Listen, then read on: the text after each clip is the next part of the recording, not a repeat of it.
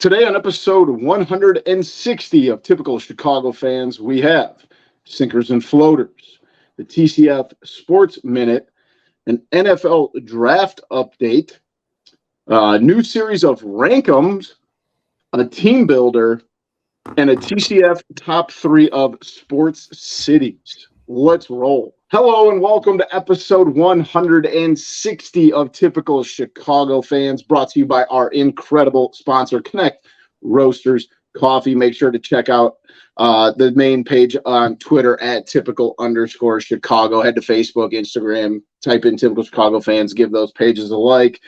For all of our content in video form, head on over to YouTube, look up Typical Chicago Fans, hit the red subscribe button there. Wherever you get your podcasts, we are there. It's Apple Podcasts, Spotify, Spreaker, Google Podcasts. Subscribe, rate, review wherever you can.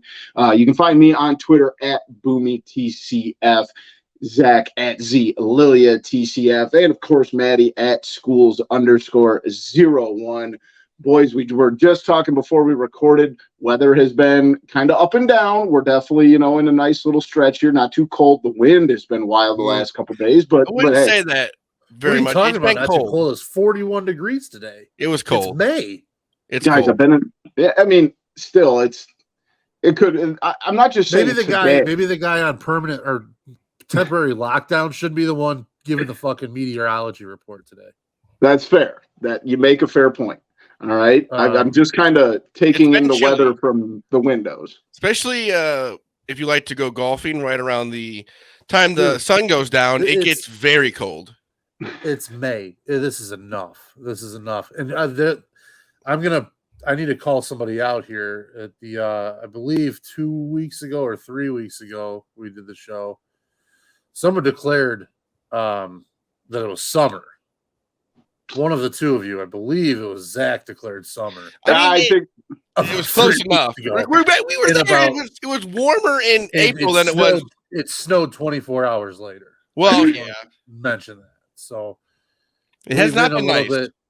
We've been a little bit off on what we're proclamating. I'm like the groundhog. I'm wrong most of the time.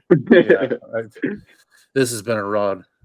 But also in the same breath, like I mowed the yard Friday and I got a little bit of color. Just had a t-shirt and shorts on, got a little, not a sunburn, but a little, splash of the sunshine. So yeah, it's May. You're going to get, and then yesterday and rain and everything. So it's typical May in Illinois. But yeah, if we could just stay above 50 for now on, I think we could all not complain about that too much. 60, 65, Yeah. Oh, absolutely. Absolutely. Let's jump into things, boys. It's been a little while since our last episode. I've got a sinker, so let's get into our sinkers and floaters. I actually have two sinkers this week. First of all, I'll just be quick. I had to move my brother's stuff into his house, and my brother was in the state of Nevada while I moved stuff into his house. I think I kind of got hoodwinked and agreed to something. I didn't really know what I was getting into, but... Now that's perfect for him. You're in Vegas and you don't have to move yourself. Like that's just the win of all wins. Yeah. It's a bamboozling of epic proportions. Yeah. I listen, I definitely was it two men in a truck kind of thing? Like is this you and somebody else or what was it? So yeah, it was me and my dad got stuck moving the heavy stuff, the big stuff into his new house. And all we had was my dad's F-150, and then we realized that wasn't enough space. So we also major IOUs coming in for you and Mr. Boom Horse. Absolutely, and I'll get into it, but brother's going to definitely have some payback here that he's got to pay up here in a little bit. So, but also I have another sinker, and I don't know if I've ever talked about him at all, but I know a guy that I worked when I was the manager at NIU for the women's team. There was a guy on staff there by the name of Sundance Wicks, and he goes by Sonny, and he is now the last couple of years he's been the assistant coach at Wyoming University for the men's basketball team. About a month and a half ago, he became the head coach at the University of Wisconsin at Green Bay. Kind of one of those lifelong, the guy's been in college basketball for a really long time. This is his first Division I head coach coaching gig. Kind of battled his way all the way up through the rankings. And I saw him post on Twitter the other day. And so my sinker is Wyoming basketball fans. And that is because I'll read the tweet here. And it says, trigger warning, in this profession, there is real love and there is real hate. It's reality, and I accept that. However, when that hate becomes a federal offense by putting mail in my family's mailbox and harassing my wife and kids, we got a problem. Someone sent something to Coach Wicks, and it just in giant bold letters said, F you and your family. And then the sender was WYO. And then there was another letter. It says, I was born in the brown and gold. This is in quotes. I was born in the brown and gold, also in quotes. It connects the journey and brings everything full circle for me. That didn't last long. Smell the fake from here. Hashtag this is the way, then be on your way and leave Wyoming. F you from Wyoming fans. So the Wyoming men's basketball fans were awfully upset that a guy who has been in college basketball did what, and I'm sure this happens all the time.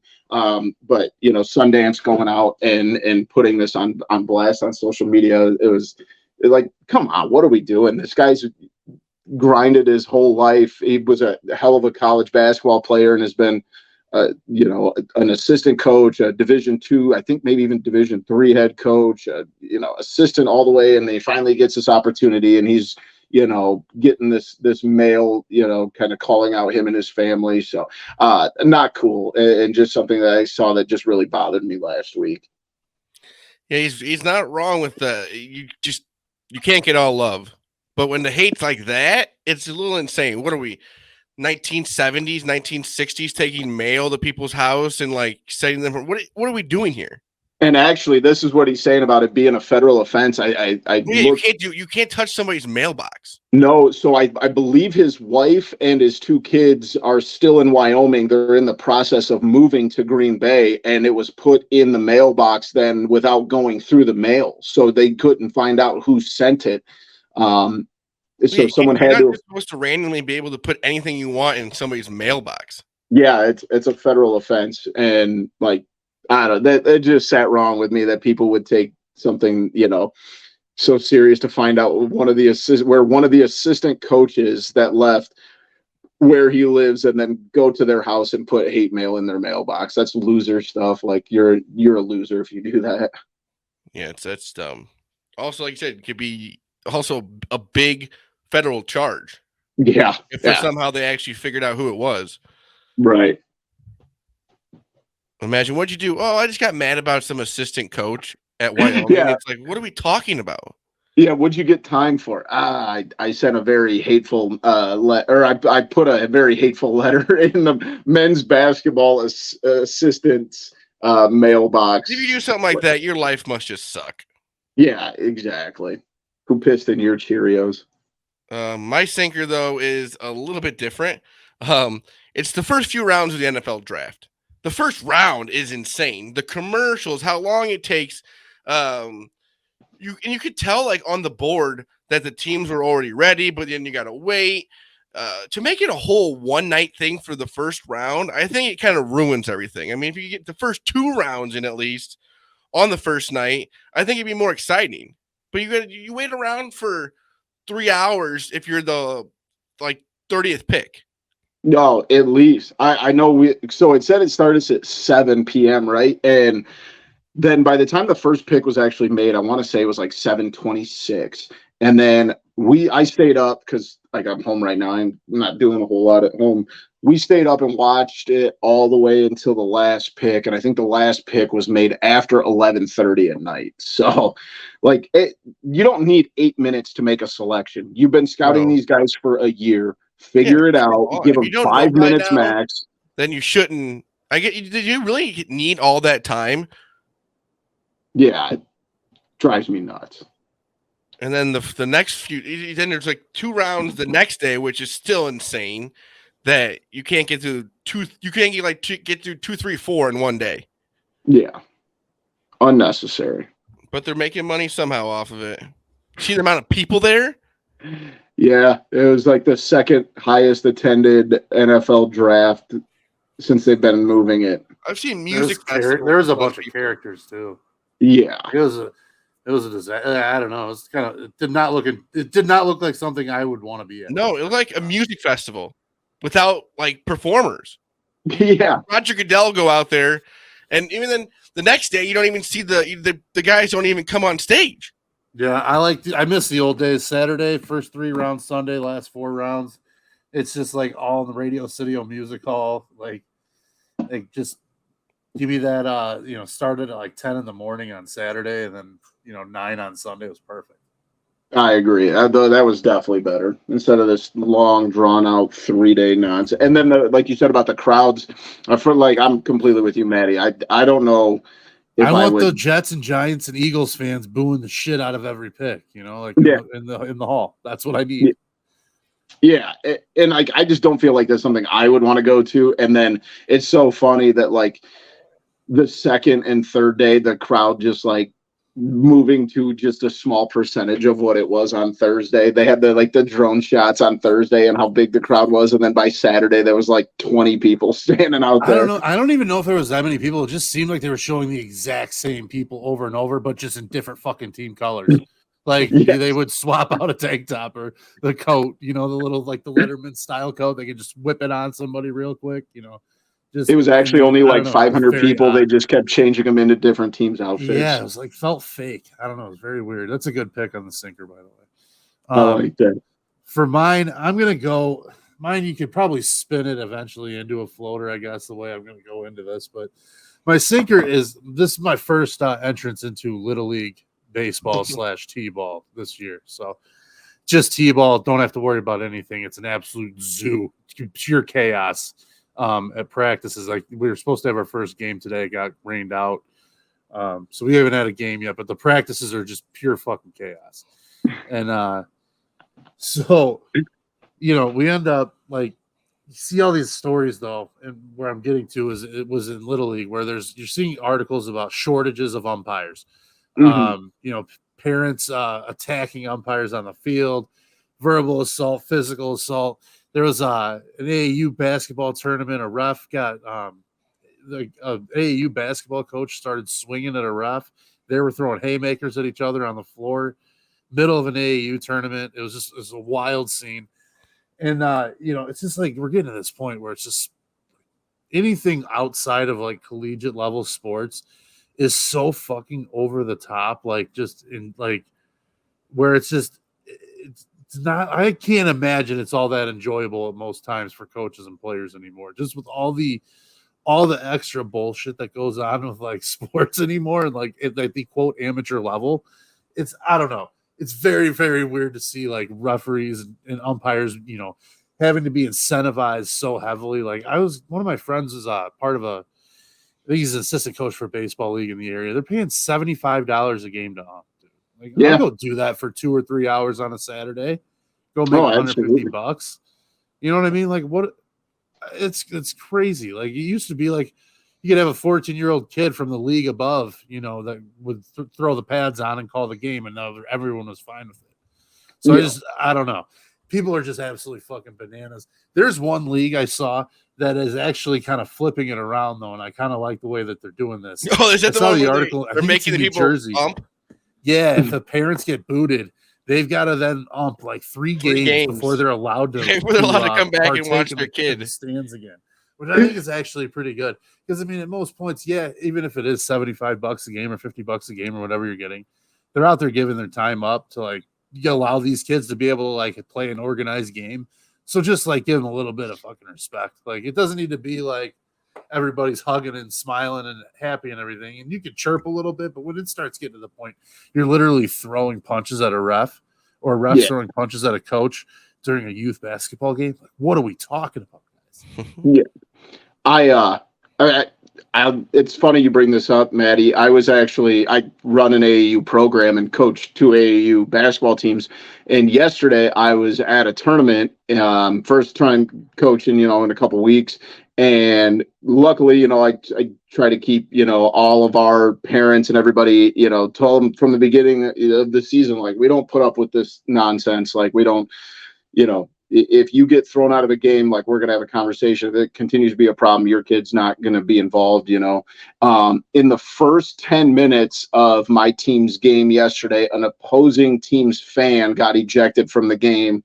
The ref had to tell the rest of the other team's fans that if he hears another word, then the rest of them are gone. Second game, you have to provide a parent to do either the scorebook or the scoreboard from each team for each game. And the parent of the that was doing the scorebook for the other team, first possession, they win the tip-off, they come down, they enter the ball in, kid gets called for a travel. The kid that got called for a travel's dad was keeping the book, and he yells across the court, he's like, there's no way you're going to call a travel on the first play.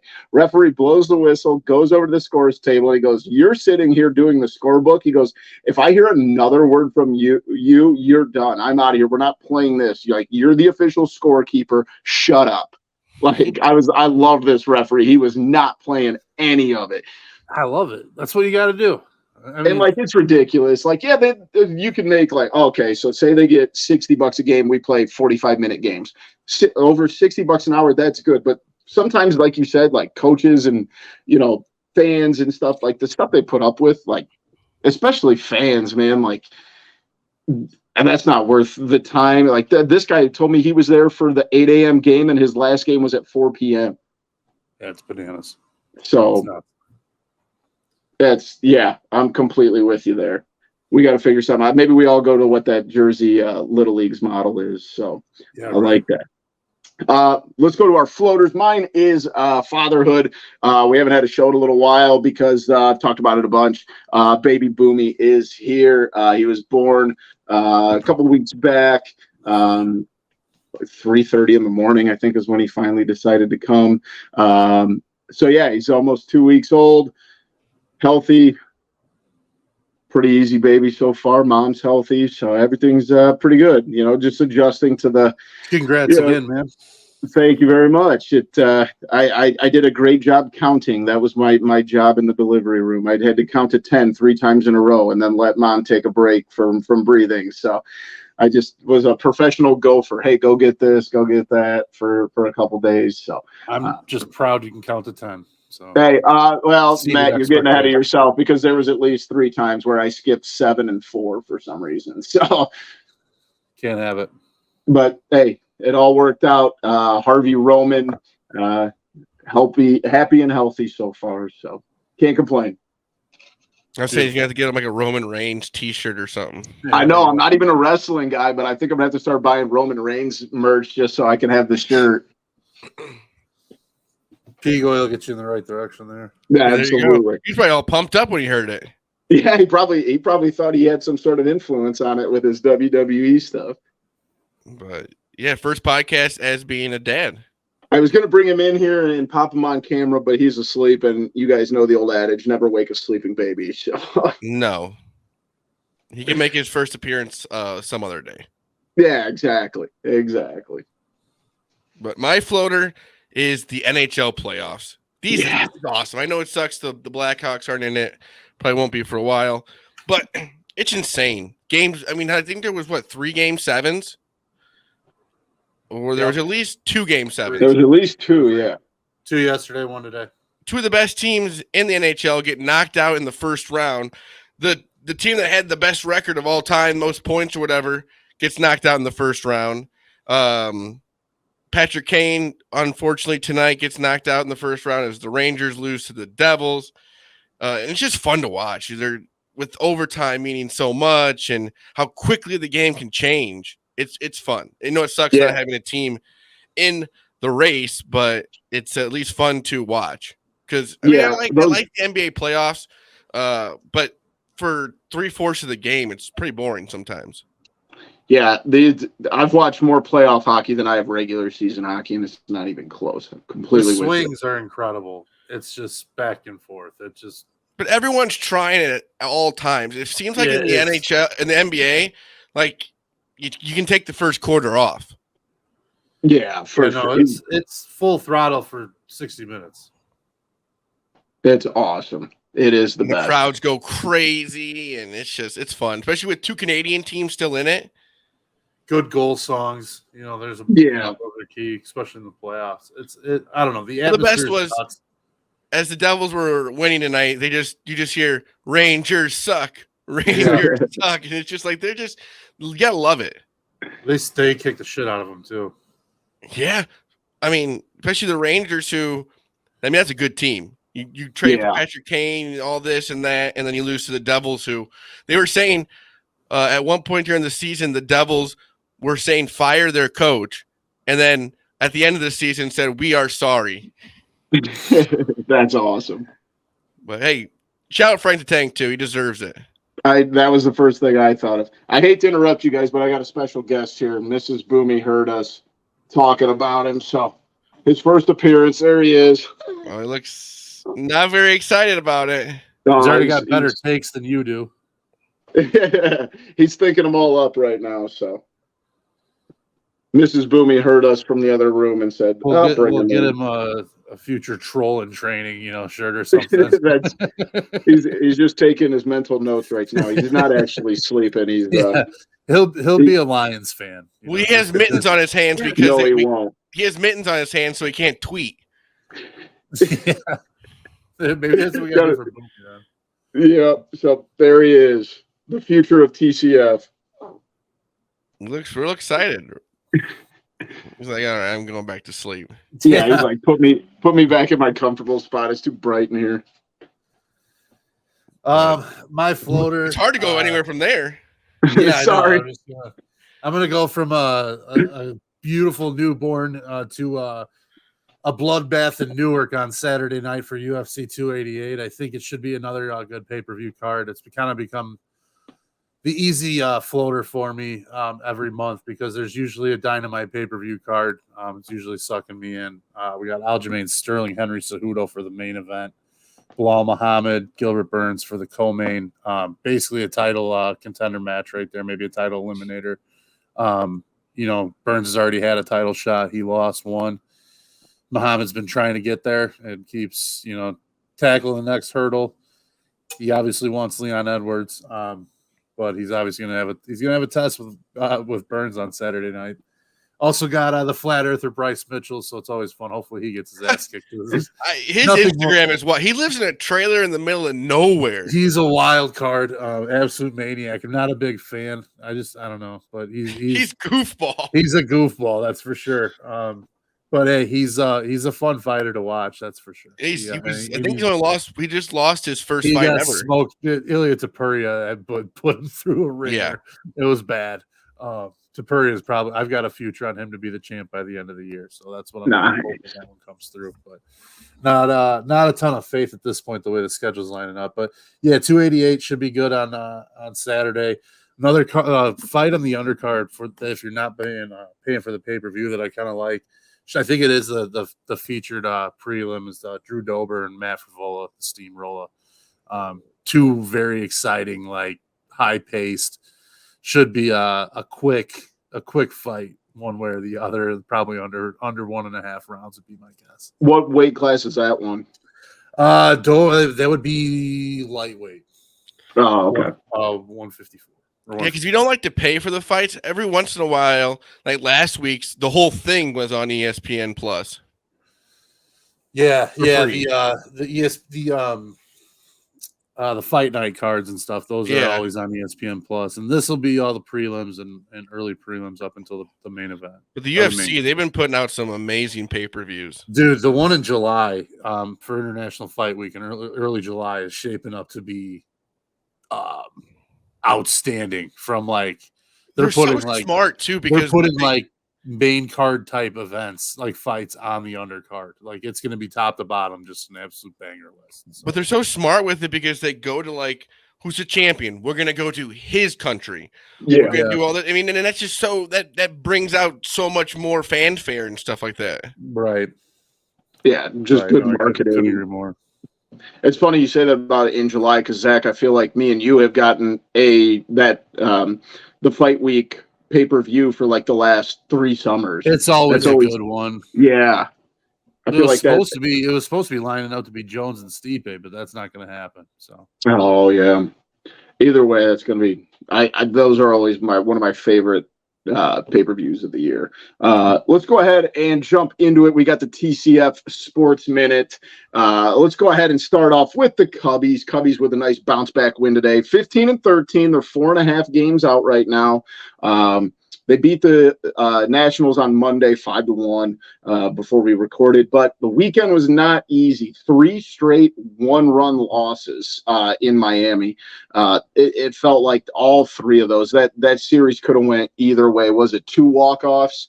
And it's just you can't get swept. I know we've never talked about this team being the best team in the National League, but if you're going to compete and be a wild card, you got to try to avoid getting swept, and especially in this sense where you're losing 3 one-run games. But they're still fighting. I can't complain too much, but that was a tough weekend series. Some good news coming out of the weekend. Cody Bellinger's hot right now.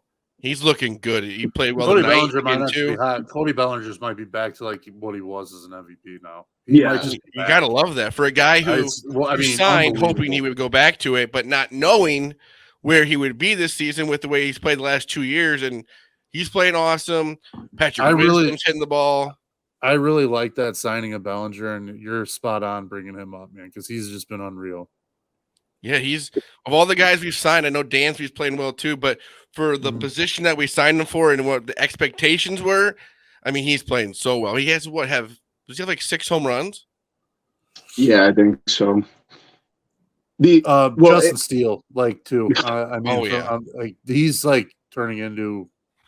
And I'm not going to say an ace, but he's turning into a high top of the rotation type starter, which is just what they've been craving, like out of their farm system here. Boomy, have you been to the Miami Marlins Stadium? No, that's one of the 2 I haven't been to. Okay, it's got to be weird pitching there.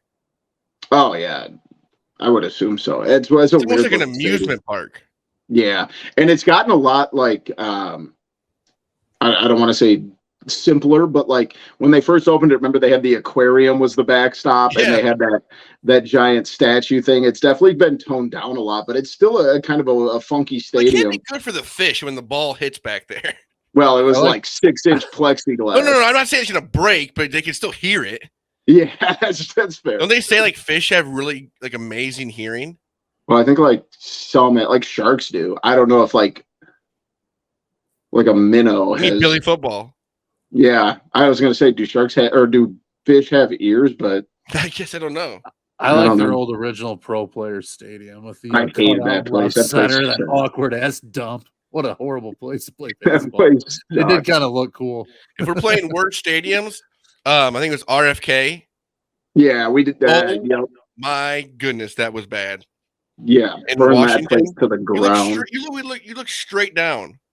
Yeah, concrete monstrosity. But like you said, with going back to Bellinger, they signed him to the definition of a prove it deal, and so far, I know we're only a month plus into the season, but he's proving it, right? He's proven that he was an MVP and is capable of that. Now you really want to see if going forward, can he maintain, when pitchers start to adjust to what he's doing. So I really like what is happening with him. And I'll be honest, man, there's been a lot of really close losses. And I feel like if you clean up a couple things here and there, like a lot of those, 13 losses can go either way. So like where the Cubs are at. On the other side of things, the White Sox are arguably one of the worst 3 teams in baseball right now. And it is, Matt needs to take it easy because I bet his cheeks have been hurting from laughing and smiling so much the last 2 weeks or so. Bad. I don't. This is bad. Well, I know. I know. MJ, fuck them kids. Whatever. I don't care. What was I don't understand the whole Robert thing. And then when his interview afterwards, he was like giggling and didn't know the bench coach name. And I don't know. Yesterday, man. I watched. I was watching the interview live, and then after the post game, they couldn't believe it. They were like, "What are we doing here? How do you not know the bench coach's name? Who's been there for I don't know how long he's been there for." I'm not above kicking a man when they're down, and I know. I love it. I just love it. Like literally, I am above that, just for the record. But like metaphorically, when it comes to sports fandom, I'm not above that. So, well, then he didn't tell the medical staff he was hurt, and then when he got taken out of the game, still didn't tell anybody. Like, what's going on in the White Sox dugout? how far do you think this blame goes? Like, who do you put? Like, because I've already heard people I about. understand you want. I mean, Reinsdorf too with making moves. It's an organization problem. You got to be It's a not professional Griffol's athlete. fault. Like, he's made a couple questionable moves, but I don't think it could be really his fault this soon in the season. But they're professional athletes. yeah, Well, it just seems like they don't want to even be out there sometimes. that's a good point. That definitely feels like that. I mean, I know you could even just deeper than the Robert stuff, but like, how many times? I would love. I should just do it. I don't know what their run differential is, but I feel like when they lose, they get beat like by 10 runs. Well, they'll be up 7 to something and then lose. I think people forget too that not every top 100 prospect doesn't hit. Yeah, facts. And I think there's like this inherent like thought that, well, Baseball America had this guy ranked really high, so he's going to be a fucking stud. Because let's not kid ourselves. Like I highly doubt most everyday casual White Sox fans who pay attention to the day in, day out of that team are out there watching every minor league at bat for these guys. So they're not formulating opinions based on anything other than rankings or based on anything other than, what someone else is telling them about this particular player. So like that builds the hype. Organizations start signing these guys long-term before they start doing anything. And that's probably because Jerry Reinsdorf forces their hands because they're going to be clipped the nuts when they have to try to sign them later on down the line. Yeah. So it's like a little bit more than you would like to now for the long term, gambling that, Baseball America or fucking MLB Pipeline or whoever else is going to be right on this one. Well, they missed on a lot of these guys because I don't think there's a whole lot left in these. I don't think there's I think Andrew Vaughn could still turn out to be a pretty good player. I have a lot of questions about Eloy, dude. Can he stay on the field for one? Is his head in the game? The same thing with Robert, dude. Like that guy's a head case. When you're flat out going out there after a game saying that I'm not trying because I tried hard yesterday. When he went 0 for 4. Fuck out, dude. He went 0 for 4 in the game that he said he hustled in. And to me, that's not a player thing. That's an organization thing because somewhere along the line in his development, that thought in his brain was manifested somewhere. So where does that come from? A lot of money invested in him still. And it's not just him. You see the same shit from a lot of other players on that team, but they're not out there saying it after the game looking like a fucking idiot like he did. So at the end of the day, I think it's an organization top to bottom combined with maybe they just missed on a lot of these guys. They've had a lot of health issues with a lot of them too. Kopech has had trouble staying healthy. Giolito's been so up and down. Robert's been good at times and then looked like this at times. Eloy can't stay on the field. Tim Anderson's he's a great player. I really like Tim Anderson a lot.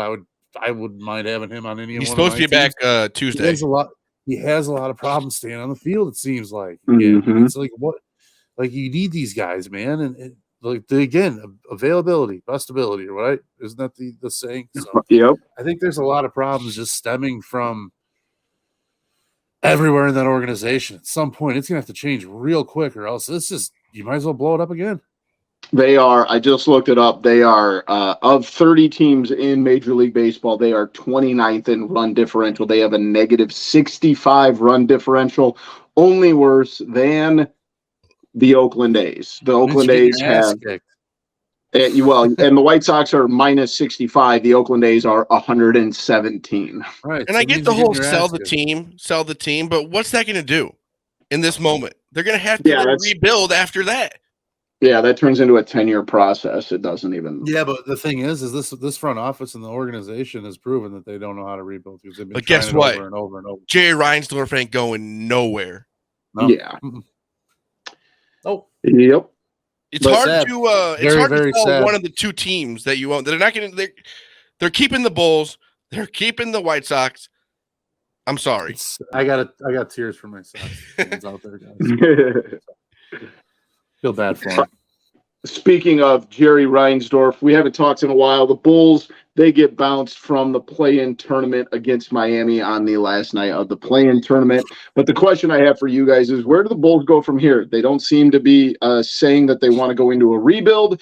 They want to keep, the key pieces around and figure out where they they're don't going. Want to go to a rebuild. I don't want to pay taxes. I mean, with some things you just got to fucking do. It's fair.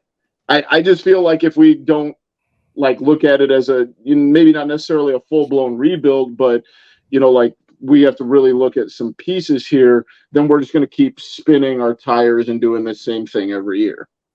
I mean, they're in a spot where what are they going to do? They got Zach LaVine for a lot of money. Right. DeMar DeRozan's still going to be around, right? He's not a free agent, is he? DeMar, no. DeRozan's not. He's got like 3 more years, I think. I don't see what the moves they're going to make. Who's available? Who's going to be a free agent? I don't think anybody really. Is Kevin Durant going to be a free agent? I believe so. Well, he's not going to be a Bull, unfortunately. But God, I wish. I just don't see, like, other than them getting the number 1 pick in the draft, I don't know what the upside can be right now for the Bulls. That's where everybody on the United Center's at. We need to win the lottery or we're fucked. That's just what it comes down to. Yeah, we need an old David Stern rigging the lottery. Same percentage they had when they got Derrick Rose. So we need a couple cold envelopes for the Madhouse on Madison here in the next couple of weeks. I know he owns the Hornets, but we need to put Michael Jordan in that spot. Could you imagine in 3 months what the United Center would be like if they somehow had Connor Bedard there and Victor Wembanyama there? Like what that place would be like all of a sudden? Like talk about an injection to the city. Oh yeah. And just to both leagues too. With that being said, Maddie, speaking of the Blackhawks, they have the 3rd highest odds for the number 1 pick, correct? But can I be the bearer of bad news? I know Bedard's like an unbelievable player. Does the Blackhawks still have to make so many other moves other than getting him? Yeah, I know, but this is I know. But the same thing with the Bulls too. It's like we want this number 1 pick, but like they're not even really in a spot that it would matter. For all intents and purposes, Bedard is your Austin Matthews, Nathan McKinnon. Yeah, I'm not saying you got to have one to be able to. You have to have one of them to compete, or else it's like your quarterback. It's in the NFL. You got to have a stud, or else it's awfully fucking difficult. I feel like the NHL is a lot easier of a turnaround than the NBA. Yeah, and they're gonna have to spend some money too because they're under the salary floor, so they're gonna have to like spend somewhere, and hopefully it's not just another season on spending money on shitty players to get to the floor and go out there and finish, in the bottom third of the league again. But I don't know. It's lottery or bust for the Hawks. It's all it comes down to at this point. Yeah. Also, I feel bad for Patrick Kane. You deserve better than that. The Rangers just bring him back. I never feel bad when New York teams lose, but I felt a little bit for Patty Kane there.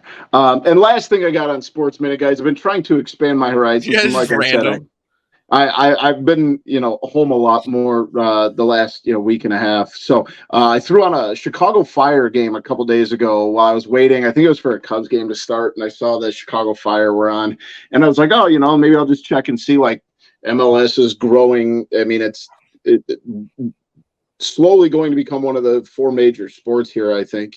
But I was like, oh, the Chicago Fire, they're on ESPN. Yeah, the growing rates of the MLS right now are absurd. Their viewership is insane right now. I understand that, like in their area where the teams are at. No. Seattle. I would like to take a moment to. I don't think it would be the 4th. What sport would knock it out? NHL. Oh, give me a. I would like to take a moment to formally announce my resignation from the TCF podcast. I'm on. Boomy, I'm telling you, what they've been telling you on this broadcast, buddy. I'm telling you, it's going. Worldwide soccer insane. is amazing, but like the MLS, there's just not enough superstars there. I know. Just give it time. But anyway, that's not even the point. Huh? I'm not going to. We'll talk in 5 years. Dude, it'll never be the 4th major sport. I will. Matt, I made Maddie leave. But that's not even the point of my story here. I'm not trying to have this. You should have said that then. You said it. No, what I'm trying to say is I forgot that the Chicago Fire. I'm glad the child left the room. I'm just going to say that. He should not have heard that take. That the Fire was going to supplant the NHL. Get out of here. Viewership, MLS will catch the NHL in 5 years. No, they will not. They've had 30. You ever heard of Canada? They've had 30 and multiple lockouts to catch them, and they didn't catch them. But you're going to go through. Did you just watch these 2 game 7s yesterday? You're going to tell me the New York, New Jersey Metro Stars and DC United's going to do that to me? Listen, No, I'm it's not saying that I'm a fan of this. I'm just saying realistically. That's not realistic at all. Yes, That's it not is. that's a Unrealistic. bold takes. Just We'll just because put it you there. don't like it doesn't No, mean that it's it's not that I not don't like happening. it. It's not that Dude. give me the Premier League on a Saturday morning with a cup of coffee and DraftKings available at my disposal, and I sign me up. The MLS championship is like, game, it's like the championship game in the MLS couldn't touch the viewership of a Game 7 It's double first A. round game. What You're are giving we me double A talking versus about? the bigs. No way. I'm not saying that they don't have like a lot of people show up for the games, like Seattle, a town that really needs another sport other than football and baseball. But come on, dude. Anyway, I literally put this in because I was like, oh yeah, the Chicago Fire, and then come to find out they are like one of the worst teams in the MLS. So that was literally the only reason I I've put never it seen them in the playoffs. Yeah, I don't think it's been a long time since they've been in the playoffs. Don't they have what was that German guy they brought over like 7 years ago that they put on billboards everywhere that no one knows their name anymore? I can't remember. Oh yeah, he was like out. He was at the end of his career anyway in Germany, and then they brought him over, and he was. I mean, they used to be able to like bring over like Messi or like Ronaldo at the end of their career, but then there's like other teams that are paying $100 million a year. I heard the Champions League is setting up to come to to play the Champions League in the U.S. like in 2026. That sounds so like the Champions League awesome. tournament would be in the U.S. Oh, really? That sounds awesome. Well, the problem with a lot of that, Zach, you said like obviously with Ronaldo going to Saudi Arabia and like the sports washing and stuff that they're getting some. Bag. They got to wash their money somewhere. I thought they had offered Messi like a similar thing. So they offered him more, I think. Was it really? Yeah.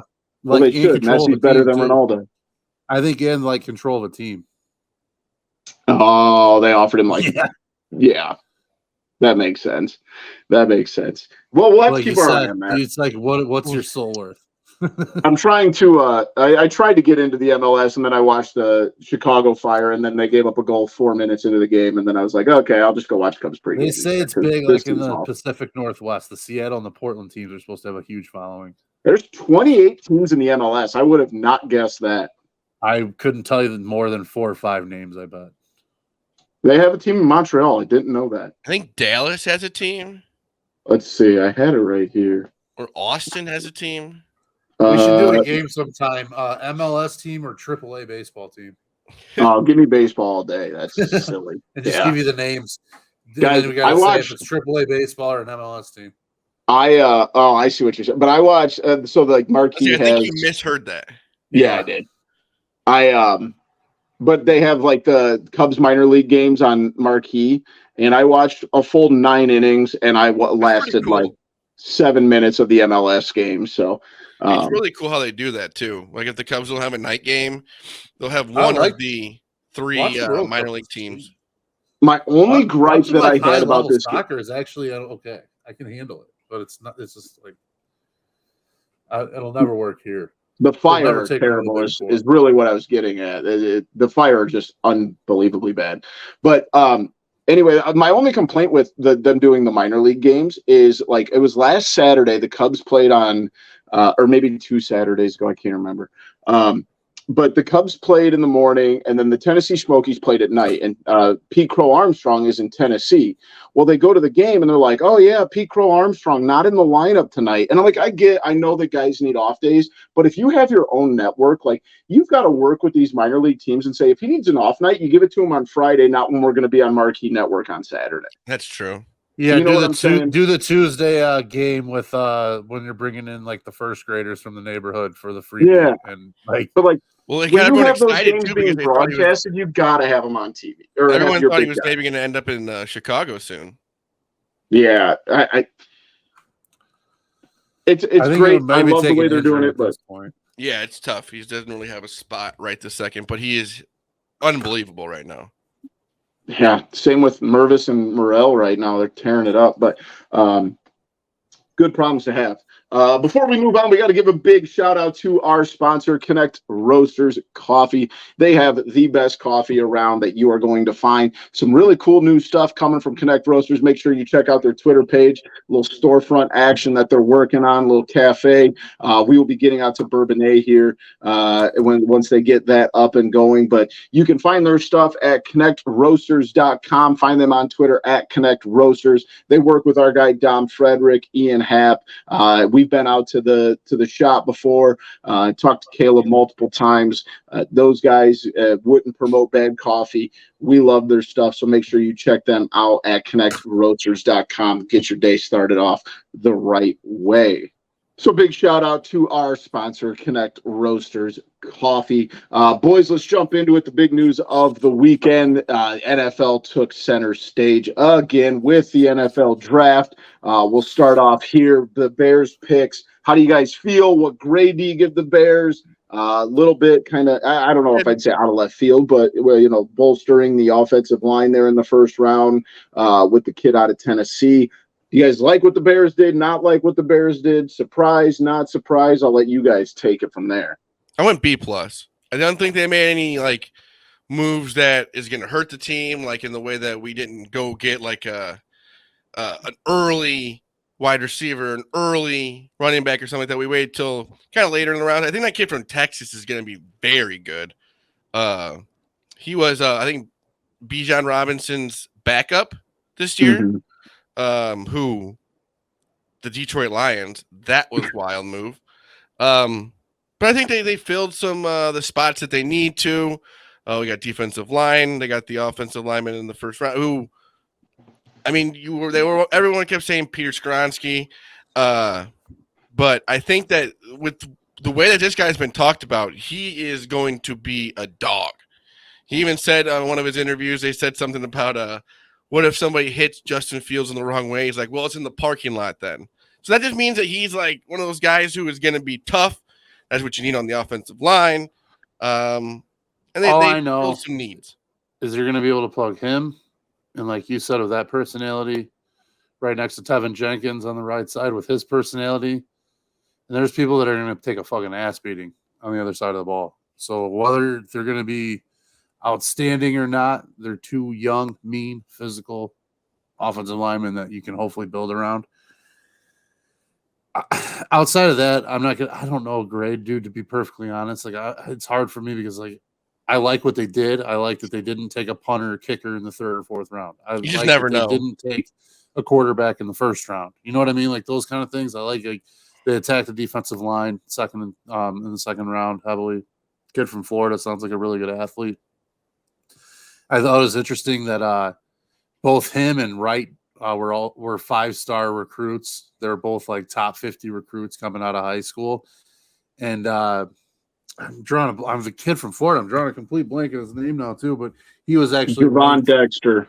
Dexter, there, thank you. He was ranked one spot ahead of Jalen Carter as the number 1 D lineman coming out of high school.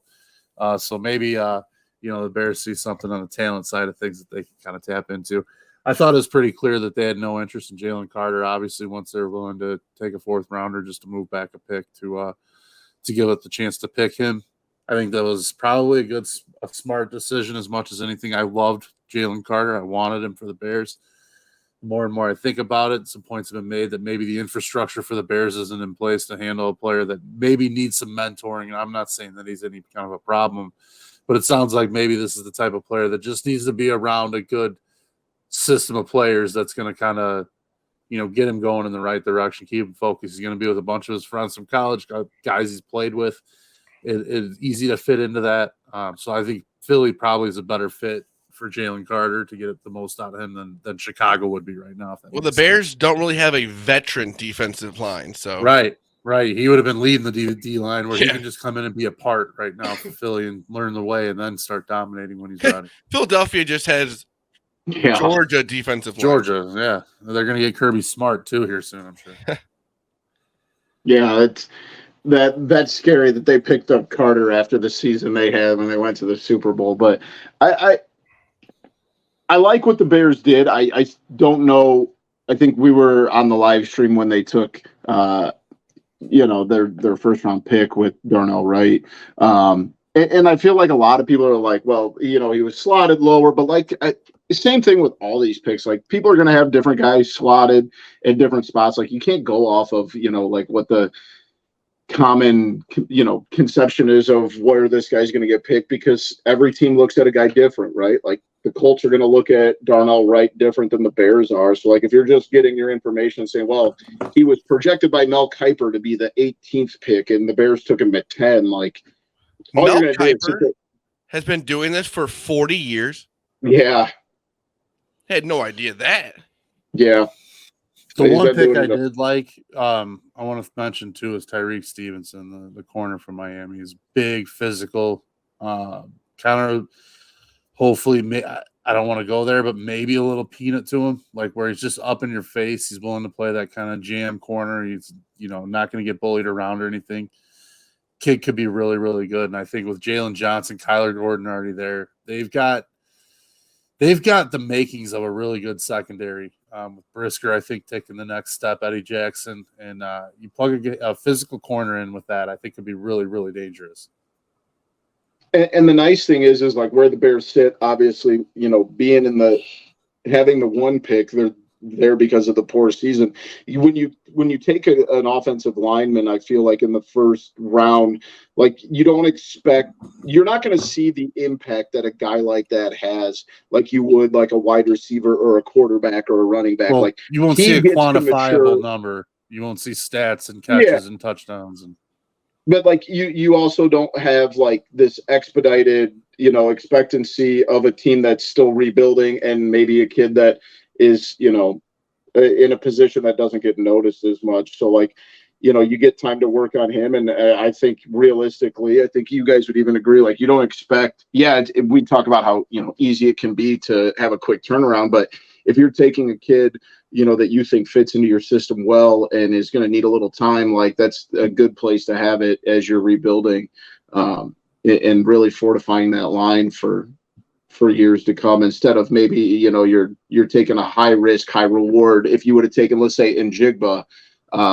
at 10 there, and then it almost feels like, I don't know, this is probably just my dumb brain, but you feel like you have to expedite things when you take a quote unquote playmaker with a high pick, and you want to see that guy like right away, where offensive line, you just hope he continues to grow and catches up to the speed of the game. But for a kid that plays offensive line in the SEC, that's about as close as you're going to get to preparation for the next level. So I don't hate the pick. I think the Bears did the right thing in keeping Fields protected. I think you want a guy that goes in the SEC against Georgia and Alabama in his last season, starts every game, doesn't allow a sack the entire year, and he's started 35 games in his college career, something like that, 39 games in his college career.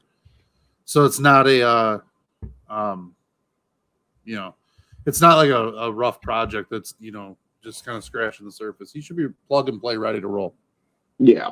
The only thing I worry about for you guys is your first round pick went head to head quite a bit with your second round pick, with your Tennessee offensive lineman and your Florida defensive lineman probably bashed heads. Maybe they're not the biggest fans of each other coming into it. So I'm sure they won't be in August either then, when they're banging each other every couple, 5 minutes twice a day for Zach caught that with banging each other. Got him. Hey, no comment. What were some teams that you guys? The ESPN chick on the Jalen Carter call. Yeah, that was funny. That was hilarious. Were there any teams that you felt had like exceptional drafts that you were just a big fan of whatever they did? I think I would say Texans putting it out there. Yeah, I think they made some good moves there right at the beginning. They gave up a lot, but they went mad in franchise mode, just getting the second and third pick, getting the top two prospects that you could. It's perfect. I love it. I respect it. Any other teams that you were like, man, I think this team had a solid draft? I'll go one who didn't. I think the Detroit Lions had a bad draft. It was weird. They took two running backs, right?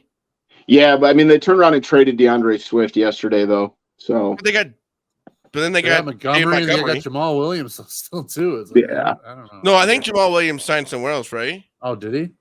Let me look. The Saints, right? Jamal Williams. Well, whatever it was. I like what Philly did. Yes. Obviously, Jamal Williams Nolan is with Smith. the Saints. Okay, good call, Zach. Yeah, Philly's unstoppable defense. Yeah. And frankly, I like the Bears. They've got, they got the number one next year too from Carolina. So who's to say that Carolina is going to be, going to the Super Bowl this year? So you hope it's a pretty good pick. I know you don't care. I like what the Packers did. I don't think it was, a top 10, if you go down and grade what you thought team. People, will say what the Packers did. They loaded up at wide receiver and tight end in the second. Well, they take Clay rounds. Matthews, right? Isn't that who they took? Yeah, that Van Ness kid I like him, man. That kid is good. I didn't know that they were going to go DN on, the first round. They've done really well drafting defensive end here in the last couple of years. Quay Walker obviously has his problems with punching people, but outside of that, he's been pretty solid. What's the kid from Michigan's name? I'm completely drawing a blank right now. Rashawn Gary, obviously, injury concern, but he had a really solid year before he got hurt. So I like what they did in the first round, and then you go get your wide receivers and you pair them with Christian Watson and Romeo Doubs. I like what the wide receiver room looks like, and you got Aaron Rodgers chucking the ball to him. Everything's great. Shut up. No one asked you. But it did make me laugh, though, because I think I even said on the live show, I was kind of hoping the Bears took Skoronski. I just like Peter Skoronski. But then there was the video when Van Ness got drafted of him just bull rushing and getting right past Skoronski in the Northwestern Iowa game. Then I was like, man, I wish the Bears would have drafted him so I could just keep playing that GIF every time that Van Ness gets in the backfield. So didn't work out, but were there Clay Matthews part 2. Yeah, 100%. And a Barrington kid, North Suburbs kid. Sounds cool. Yeah, I think Illinois had 2 first-round picks this year. The kid went, what, 3rd or 4th? Who was the other one? Witherspoon from Illinois, the corner. Yeah, but he's not from Illinois, I don't think. No, but he went to Illinois. Yeah, he went to Illinois, but I'm saying there's 2 other first-round picks that were. Oh, Skoronski, he was from Maine West, right? Oh, yeah, that's right. It was Skoronski. It was Skoronski and Van Ness. Were there any teams other than the Lions that you guys thought had bad drafts? The Rams. They didn't have like a first pick, a second-round pick, I don't think either, and then they took Stetson Bennett in the 4th. That was weird. Yeah, me and my dad and brother, big Rams fans, were talking about that. Yeah, but the best joke I think I heard about that was on Pardon My Take today when they said it was really nice of the Rams to draft Matthew Stafford's freshman roommate to be his backup. Well, they said they brought in a guy who was a little bit older than Matthew Stafford. Yeah. Took some classes together at Georgia. It would have been nice. I felt like the Rams had an opportunity. Like, obviously, they traded all their big picks, but like they could have packaged something and moved themselves up there into the first round, and they just didn't. I thought they had left a big opportunity out there. But what do I know? Other big news, obviously, Rodgers to the Jets in the NFL. I'm just glad it's over. It's just he's going to every playoff game in New York now. Hey, if they offered me free tickets, I'd be courtside at every single one. Might as well be a part of the new community. Well, he doesn't have any. He didn't have any NBA. I think he was at Madison Square Garden within 12 hours of each other. Yeah, it's not like he's had an opportunity to go to a ton of professional games. Because even Green Bay to Milwaukee's what, an hour and a half, 2 hours? If I'm not mistaken, he actually really stayed in Green Bay, was he? What? Was he actually staying in Green Bay during the season? Yeah. I thought you would say somewhere like outside of the city or outside of Green Bay.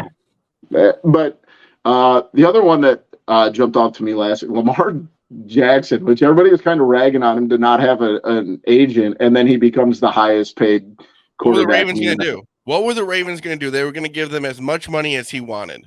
Yeah. But, I mean, it started to look a little bleak there because, I mean, it was, almost 2 months after he said he had asked for a trade, and by not having an agent, he saved himself $7 million. Like, I'm not the biggest Lamar Jackson fan in the world, but what are you going to do? Yeah, they had no other move. He sucks. It's not like it's not like he's a trash quarterback. You just signed Odell Beckham Jr. Like, you got to get a quarterback there, right? Like, I don't know, man. I don't get what they were trying to angle for there. Yeah, I was just impressed that Lamar pulled it off after 2 months. Everybody thinking he was crazy and it was never going to work for him, but good for Lamar. Well, and now he'll probably blow up this year too. Yeah. Yeah. Other news, Titans are getting a new stadium, which I didn't realize that the stadium the Titans were at was that bad, but my wife has been to some concerts there, and this was probably 10 years ago, and she's like, good, that place was an absolute dump 10 years ago. So I had no idea that the Titans were even up for the new stadium. So big things coming in Tennessee. Yeah, I've been there for a Bears. I went there for a Bears game. It was not anything. Was that when Nothing to write home cool about. location. Was that when Peanut Tillman like knocked the ball out like 4 times? You know, they beat the shit out of him. Urlacher returned a touchdown at the end of the half. They kicked the shit out of him. It was a bloodbath. That'll be interesting. I enjoy going to Nashville. Wouldn't hate catching a game there, and obviously a new stadium. But also, last thing we got on the NFL, like, are the Commanders ever going to get sold? What the hell's going on out there? It's gonna take a while. Well, did you guys hear the story about what's going? Like, somebody put in a $6 billion bid, and obviously Schneider doesn't have to accept it. And now there's like a mystery bidder, and this guy who is supposedly a billionaire, but no one's really heard of him. Brian Davis, he's a former Duke player. Yeah, but now they feel like now there's like rumors going around that it's not his money, that he's just a front for Jeff Bezos to buy the team. Yeah, for one, they think it could be a few things. They think it's either Bezos possibly, or because Dan Snyder doesn't want anything to do with them, or the Saudis. Yes, So, this is getting insane. Yeah. I'm Like really Dan excited. Snyder to say who he should deal with. somebody's got like this guy saying that he sold his business IPO for like fucking what, $50 billion or some shit. Like, and nobody do anything about this company at all. Just sold for $50 billion. Yeah, that seems Not shady at all. And unfortunately, it couldn't happen like you to said, a Zach. better guy, right? Like Dan Snyder. Yeah, or this fake Duke No, guy too, Brian Davis, who's This should happen to a guy like Dan Snyder. This is how the whole process should be. He should be getting way less money, even though he's still being investigated. Like for him to be able to get $6 billion from anybody is just insane. to go through with this and walk away with $6 Just billion. walk away with $6 billion. It's like just Especially take if they whatever take this offer from this Brian Davis, because that's cash. They said like $1 billion up front, and the remainder of like a week later in cash. Yeah. he And that's what sucks. Like, was it Donald Sterling? It's like there's always they debate that. Like, do you force a guy like that to sell a team? Because at the end of the day, you're bringing in, a bad guy like Dan Snyder is going to have a $6 billion payday. There's a reason they want to hold on to the team, is because it keeps making money. So they have. So it's not like the $6 billion isn't the current valuation. That's the long term. What you would. That's true. That's what you're paying for what that person would have made over X amount of time. So it's, you're not just paying for the current value of the team per se. So there's a little more into it than I think just like the dollar and cents to what. That's fair. Be interesting to see what happens and when it finally gets taken care of. Let's go ahead and move on, guys. We got a series of rank'ems. I'll give you guys 5 different things, and you rank them 1 to 5, with 1 being the thing that you like the best or that you enjoy the most. All right? We understand the premise here? Yes. All right. Sure. We got 2 of them. So the first one, rank them 1 to 5. The NFL draft, the NBA draft, NHL draft, MLB draft, and NCAA signing day. We'll go football first. That's the big one. Anybody want to go first? I'll go first. Signing day is 5. I don't really have like a favorite college football team. It's not that big a deal to me. College basketball. I'd have to go NHL draft 4, MLB draft 3, and then NFL draft 2, and then number 1 is NBA. Because NBA is just so quick. I like how it goes. They keep it moving. All right. Maddie, you want to go or you want me to? Sure, I'll go first. I got NBA or NFL draft 1, NBA 2, The order you have them in our list, actually. NFL, NBA, NHL, MLB, and then I'd say basketball signing day for me over football, personally. I pay more attention to basketball recruiting than football. I completely agree on that. And I do always catch myself just like at the end of the football signing day, like going in and seeing who got like, Part of the problem now is signing day doesn't even fucking matter anymore. It's like they sign and then the like portal. something changes and then like a week later they've decommitted or they've got their release and yeah, that's true. I will go ahead and do mine. I'll start at the bottom. I'll be honest, I don't think I've ever watched the the NHL draft. It's just, I feel like that's such a crapshoot because you're taking a lot of like 17 and 18-year-old guys that are going to go play, juniors or go play college. I just know very, very little about like the recruitment or the scouting process of the NHL. I don't think I ever do.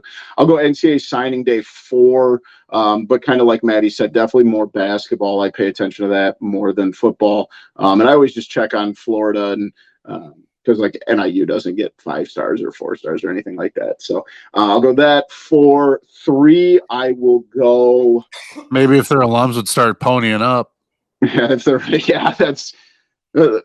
You're gonna have to speak to some other alums that aren't me. I'm sure Jordan. Where's the collective at, Boomy? Come on.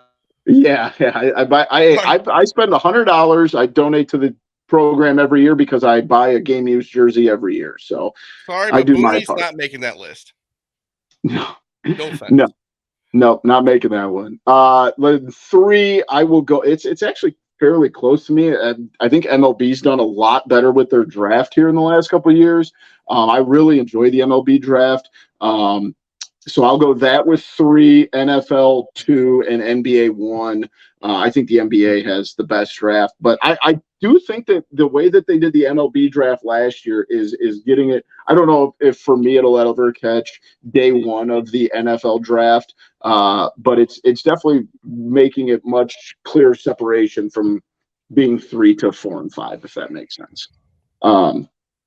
All right, group 2, we talked about the weather. The weather this time of year means a lot more lawn maintenance. I spent like 4 hours outside on Friday doing lawn maintenance. So you got to rank them 1 to 5. Things you like the most or you're best at 1.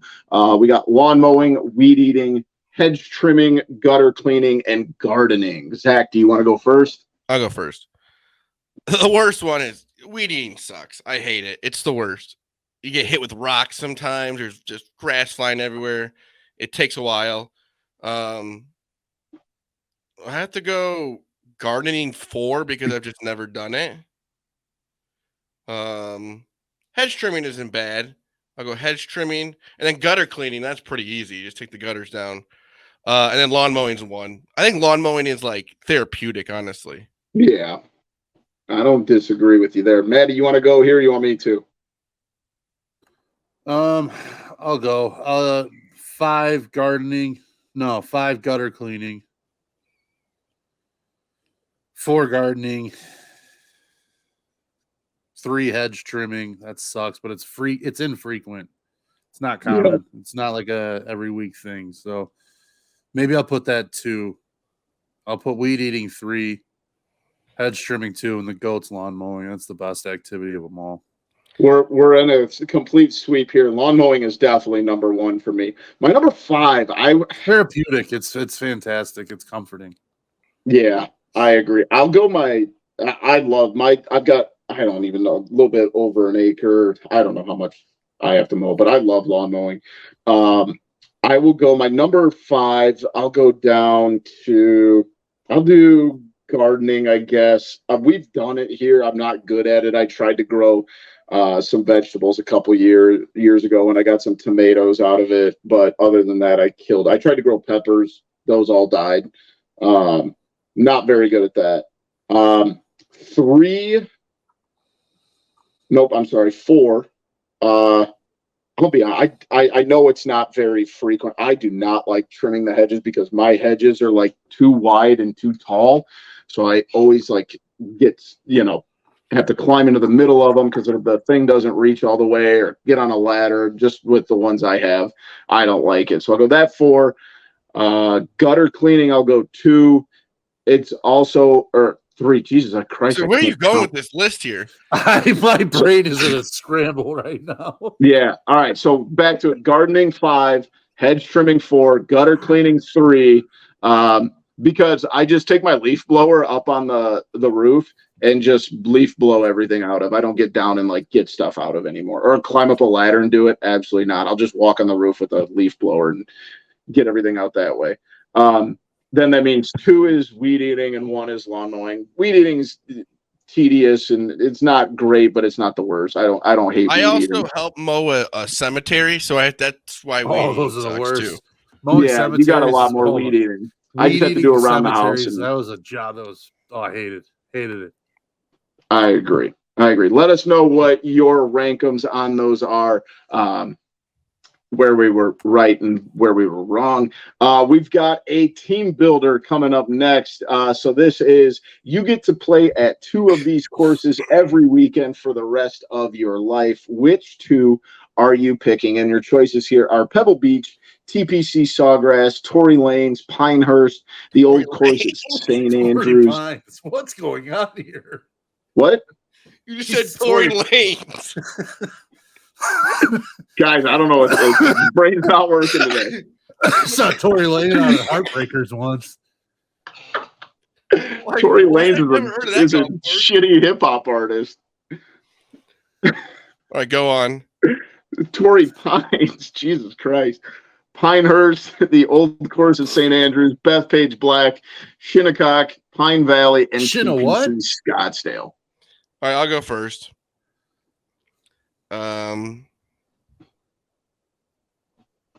TPC Scottsdale would be awesome because you're living in Scottsdale. That means you're living in Arizona. So I'll go that one. And we'll go Tory Lanes. Tory Pines. I'll take Tory Pines. That looks awesome. And those courses don't look like terribly that hard either. Like, I feel like I could get those ones. Like, if you want to go to the old course at St. Andrews, no way. It's so hard. Yeah, you're going to shoot 120 at St. Andrews. Newsflash, you're shooting a 120 at any of these places. Yeah, I'm shooting a 120, but I feel like I can get over the hump at some point, though, if I'm playing there every weekend. I am actually going to take St. Andrews. That's my numero uno for sure. I think that would be awesome. I want to play the high or the road hole. I think it's 16. Live in Scotland. That would just 18 coming back into the clubhouse. I don't know. Looks sweet. It's always gray and drab whenever there's the British Opens there, but sign me up for that. I was going to go Torrey Pines as well, but I'll switch it up and I'll go Pebble Beach. Good choices. Good choice. I don't know why my first choice always when I just play on PlayStation is TPC Sawgrass, and probably because I want to play that green in the picture. It's just one of those. It was so I'll take one up too. Yeah, it's I don't know. It's just something that whole I gravitated towards it in video games from when I was young. Now it's one of the ones I'd like to play the most. So I'll take that. I would say Pebble Beach would be my next choice. But Maddie, since you took it, I do think playing kind of between 2 here. I'll take Shinnecock. You just hear so many stories about all the different big events and big moments in the PGA that have happened there. I think that'd be a fun one to play too. It's another one that you see on video games quite a bit. So that's where my knowledge of that comes from. So, but I think Pebble Beach and TPC Sawgrass, if I went first, would have been the 2 I picked. So good choices, boys. Let us know what your 2 would be. Would you guys take any of these over Augusta? No. No, it'd be so cool to play there. Yeah, just to say you had done that. I agree. The only one I would have thrown in here is Tiger Woods' course in Arizona that he built. I can't remember the name of it, but that one looks very cool. I watched the drone fly over that course. Pretty sweet. Let's wrap things up. Obviously, my brain is fried thinking that Tory Lanez is a golf course. So we've got things to wrap us up. As always, we got a TCF top 3, and we'll go sports cities this week. And I'm setting this up, obviously, because I want to go to worst sports cities next week. So we'll do top 3 sports cities. Does anybody want to go first in the snake draft? I'll go first. I'm just going to take it. Chicago. Yeah. I'm going to take it quickly. Chicago. All right. Maddie. You can go, Booby. Well, that's 3 major sports. Almost 4 if you count if they have the MLS team. You can go, Booby. All right. There's definitely some choices I would take here, but I all 4 major sports. What am I talking about? Sorry, that was dumb. Yeah, almost all 5. Yeah, I said 3. Yeah. I don't have lacrosse yet, Boomy. No, the problem is that's the 5th. That's in front of the MLS. No, you're wrong. The problem with the biggest professional lacrosse league is it's not city located. It's like a traveling thing. It's a team centric, not a city centric one. There's very easy ones, and you're going to tell me I'm dumb for not drafting these places. But I hate a lot of their fan bases, so I'm not going to take them just out of principle. I'm going to take Miami.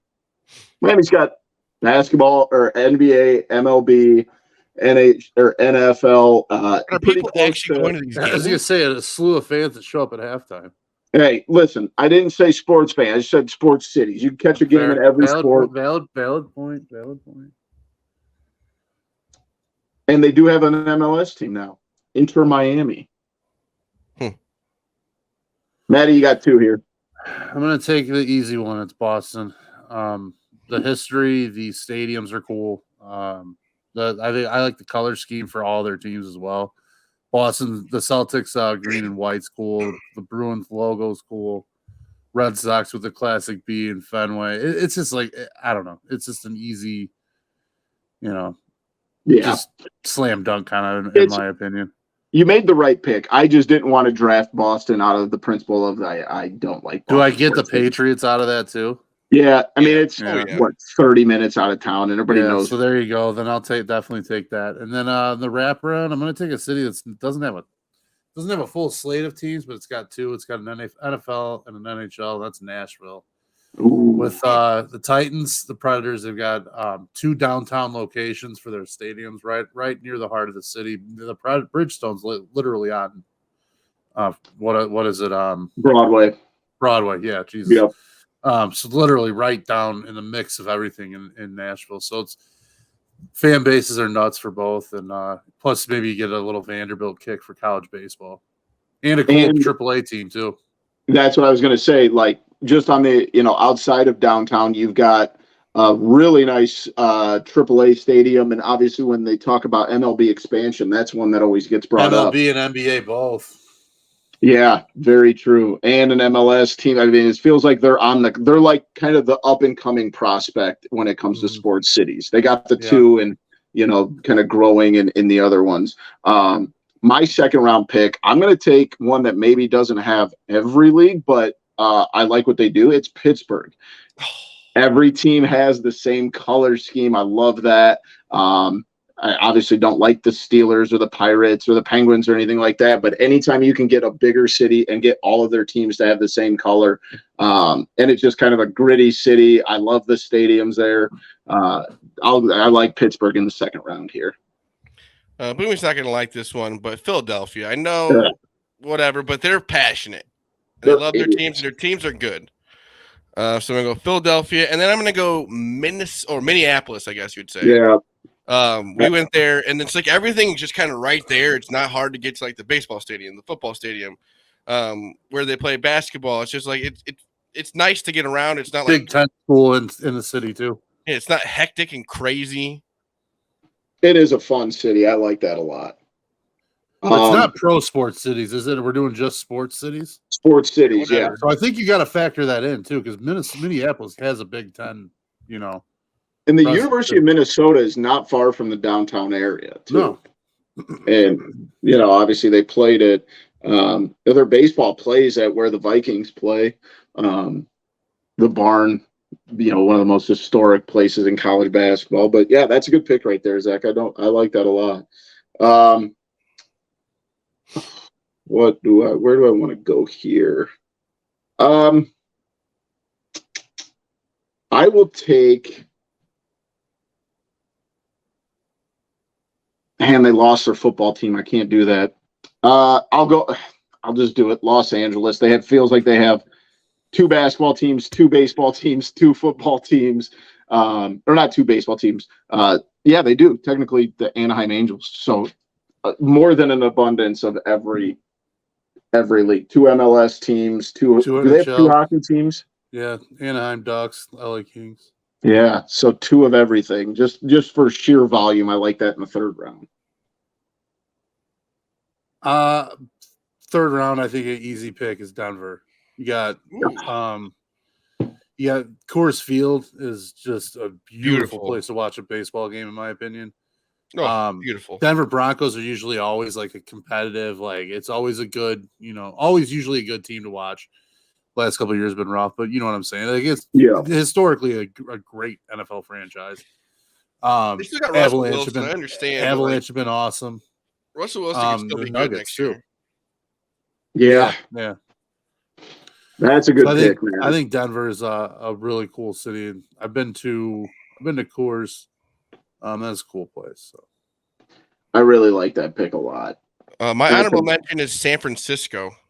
Yeah, that was one I was considering. Seattle's another one because you get the Warriors with that, right? Any team that loses you get the Warriors. You get the you can probably get Oakland A's though. That might be a little slight against you because they're right across the bay. But yeah, but even if it's that bad, it's not like he would have it for long. They're about to be the Las Vegas Athletics. And maybe probably get like a San Jose Sharks kickoff being a metro area. I think that's true. Seattle, though, the one thing I wanted to say about Seattle is any city that has like the claim or the rights to any NBA team that ends up going there has to be the Supersonics. I think it's sick. Yeah, so I think that's sweet. So. Yeah, Maddie, I forgot to even tell you. Me and my wife were watching playoff hockey last night, and we're like, you know what? Since the Blackhawks are out of it, we're just going to pick a team, and that's going to be the Kraken. Their crowd is banana land. That's who we picked. Nuts. We both bought Kraken T-shirts last night. We're on the Kraken train right now. The color scheme is dynamic. Let's hope they get out of the next round so you can keep wearing the shirt. Yeah, I made sure it got quick shipping. But yeah, so like I like to have a West Coast team in every league just so I have like rooting interest of turning a game on late. So the Kraken are our West Coast team. Arizona Diamondbacks. Wait a second, though. Like we got to figure this out. They got to push these games up a little bit for the NHL. They are starting way too late. Yeah, 9 o'clock is way too late. It doesn't start till usually 9:30 sometimes, and then if it's overtime. Yeah, that is not easy. Not easy. Good choices, boys. That was episode 160. We appreciate you joining us here at Typical Chicago Fans. Make sure you check out the YouTube page for all of our content in video form. Wherever you get your podcasts, we are there. Apple Podcasts, Spotify, Spreaker, Google Podcasts. All social medias. Type in Typical Chicago Fan. You will follow us. Give those pages a follow and a like as well. You can find me on Twitter at BoomyTCF and Zach at ZLiliaTCF. And, of course, Maddie at schools_01. We appreciate you joining us. That was episode 160 of Typical Chicago Fans. We love you all. Peace.